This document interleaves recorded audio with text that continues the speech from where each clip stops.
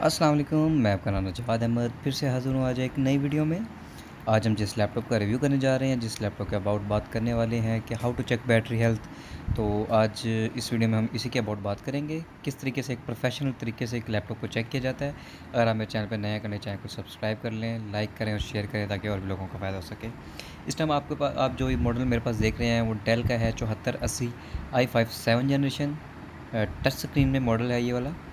और look wise देखते जाते हैं, पोर्ट हमें दो मिल रही हैं, USB port 3.0, HDMI, C type plus charging. Normal Dell का चार्जर जो होता है वो लग जाता है इस पर।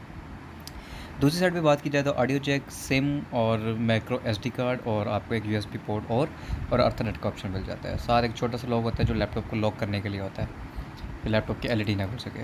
अच्छा जी, वन हैंड यूज़ नहीं है जी डेल का ये वाला, इसको आप दोनों हाथों से खोलना पड़ेगा। ठीक है जी, ग्लास में आपको ये मिल जाता है डुअल माउस के साथ। और लोगो की बात की जाए तो i5 में 7 जनरेशन मिल जाता है हमें। और लैटिट्यूड यहाँ पे आपको नज़र आ रहा होगा। और मुकम्मल मॉडल नहीं लिखा इन्होंने, डेल 7480 नहीं लिखा, जस्ट लैटिट्यूड लिख दिया है। जो 7480 लैटिट्यूड है वो नीचे इन्होंने लिखा हुआ है। ऑन करें तो LED लाइट ऑन हो जाती है। और बैकलाइट कीबोर्ड लाइट तो बेहतरीन और ख़ूबसूरत लग रही है। इतनी लाइटिंग के बावजूद भी इसकी बैकलाइट कीबोर्ड लाइट नज़र आती है। डेल का लोगो आने के बाद NVMe इसमें लगी हुई है 256 GB, तो मैक्सिमम 5 से 6 सेकंड में ये डेस्कटॉप में होना चाहिए। तो बिल्कुल ऐसे ही हुआ है। और इसमें विंडो 11 लग रही है, वो देख लेते हैं कौन सी है। सबसे पहले एक यूज़र क्या करता है जो लैपटॉप लेने जाता है, माई PC की प्रॉपर्टीज़ खोलता है। ठीक है जी, प्रॉपर्टी ये भी ठीक है, यहाँ से आपको पता चल जाता है i5 में रैम क्या है। अब जैसे i5 लिखा हुआ है, जनरेशन कैसे है, 4 डिजिट हों, जो पहला डिजिट होगा वो जनरेशन है। ठीक है जी। और रैम देख लिए, विंडो 11 प्रो ही हुई है इसके अंदर। इंस्टॉलेशन डेट दी गई है। अगर आप चेक करने के विंडो एक्टिवेट है कि नहीं है तो copy product keys and upgrade पे आप क्लिक कर दीजिएगा, ये यहाँ पे। ठीक है, तो यहाँ पे आपको लिखा आ जाएगा, नज़र आ जाएगा कि जी window is activated using your organisation activation services. तो ये पैच होते हैं छोटे छोटे जो ऑर्गेनाइजेशन वालों को मिलते हैं, तो फिर ये हमें गूगल से ईज़िली हमें मिल जाता है, तो हम इसको विंडो एक्टिवेट करने के लिए लगा लेते हैं। अच्छा जी, उसके बाद आपने प्रोफेशनल वे में चेक करने के लिए क्या करना है, DXD IAG टाइप करना है। ठीक है जी, तो यहाँ से आपने यस कर देना है। ये आपको डायग्नोस्टिक टूल दे देगा यहाँ पे। ठीक है जी, डायरेक्ट एक्स डायग्नोस्टिक टूल, जिसमें आपको सिस्टम बता देगा करंट टाइम से लेके computer name, language, latitude 7480, BIOS, processor में i7 जनरेशन है, 4 CPUs के साथ है। मेमोरी जो है वो रैम 8 GB की लगी हुई है, डायरेक्ट एक्स 12 सपोर्टेड है। इस तरह नेक्स्ट करें, आपको डिस्प्ले में मिल जाएगा जो इसका है HD ग्राफिक्स 620 लगे हुए हैं। और जो ग्राफिक कार्ड इसका इंटीग्रेटेड है वो 4 GB का है। वी रैम इसमें 128 MB मिलती है। और 1080p 1920 मल्टीप्लाई 1080p 32 बिट के साथ मिलता है, 60 हर्ट्ज़ के साथ। इस तरह आप साउंड में जाएं, अगर डिफ़ॉल्ट डिवाइस यस है और बाकी चीज़ें एन ए तो मतलब स्पीकर इसके जेन्युइन है, ना चेंज हुए हैं ना उतरे हुए हैं। ठीक है, इसी तरह आपने इनपुट में चले जाना है, माउस कीबोर्ड टच स्क्रीन वगैरह ये जैसे नज़र आ रहे हैं आपको लिखे हुए, माउस कीबोर्ड को देख लेना है, एन ए तो मीन्स के कीबोर्ड और माउस भी जेन्युइन है। अगर कोई मसला मसाइल हो तो नोट पैड पर ये चीज़ आपको मिल जाती है। बस आप नीचे करके देख लीजिए, जो टच स्क्रीन होते हैं इसमें ज़रा फ़िल्टर्स ज़्यादा होते हैं। ठीक है जी, इवन फ़िल्टर्स HID के होते हैं वो ज़्यादा होते हैं, तो इसलिए वो आप उसको इग्नोर कर दें। टच स्क्रीन आपने मैनुअली खुद चेक करनी है, वहाँ से आपने आइडिया नहीं लेना। लाइक आपने आइकन कोई भी पकड़ लेना है, चारों कोनों से करना है। अक्सर हम कोनों से तो चेक ही नहीं करते टच को, तो अक्सर टच जो है कहीं से भी मिस हो सकता है। तो इस तरीके से अपनी तसल्ली के लिए आपने हर तरह टच तरीका जैसे भी आजमाना हो उस तरीके से आप टच को आजमा सकते हैं। वैसे फ़िज़िकली अगर देखा जाए तो क्रॉस में टच एक प्रोफेशनल वे में चेक किया जाता है इस तरह।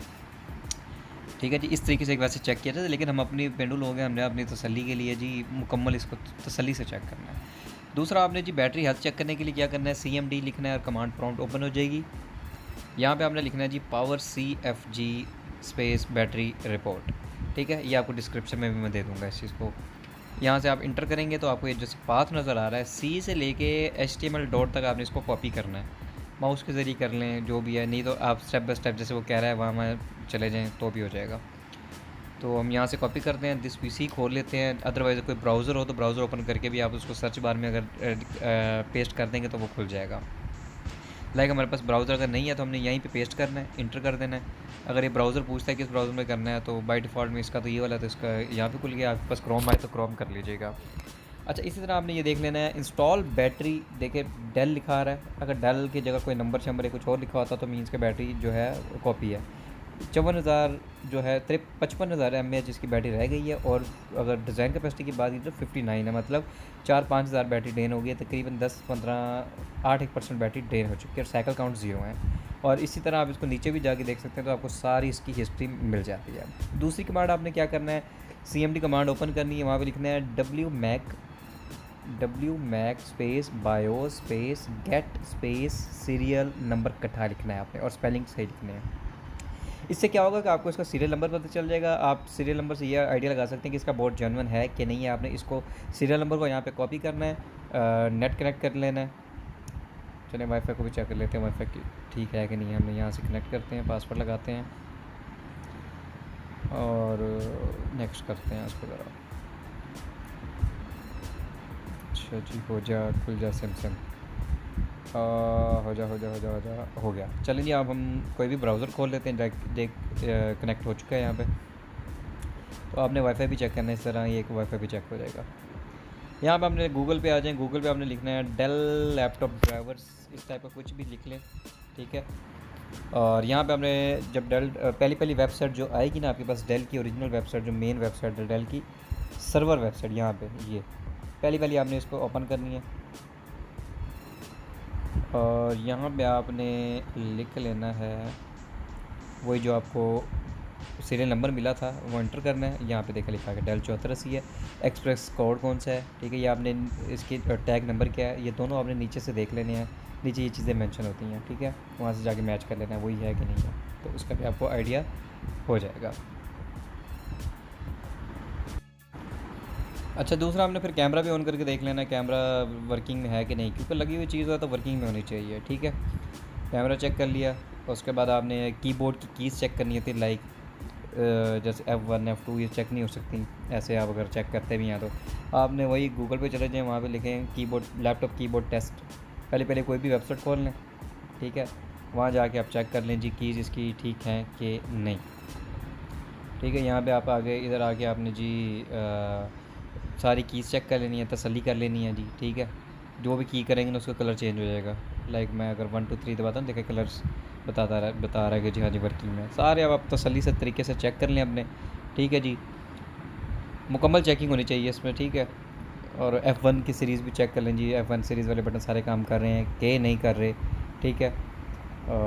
सच मैंने मेन्यू को बटन विंडोज़ का बटन दबा दें तो जी ऊपर नीचे हो जाता है। दोबारा इस पर आके इस पर क्लिक करेंगे फिर ऊपर नीचे चला गया। वो थोड़ा सा ऊपर ये जो आपको नज़र आ रहा है ना जहाँ पे रेड कलर का मार्क है, इसके अंदर इंटर कर देंगे, फिर जो भी की प्रेस करेंगे तो आपको प्रेस करके बता देगा, ठीक है जी। कीबोर्ड टेस्ट हो गया। कीबोर्ड टेस्ट चेक करने के बाद जी आपने साउंड चेक कर लेना है, ठीक है जी। साउंड में आपने आके साउंड सेटिंग में जाना है, यहाँ पे आपने देखना है स्पीकर के कौन से ड्राइवर्स हुए हैं, ठीक है, और साउंड टेस्ट कर लेना है।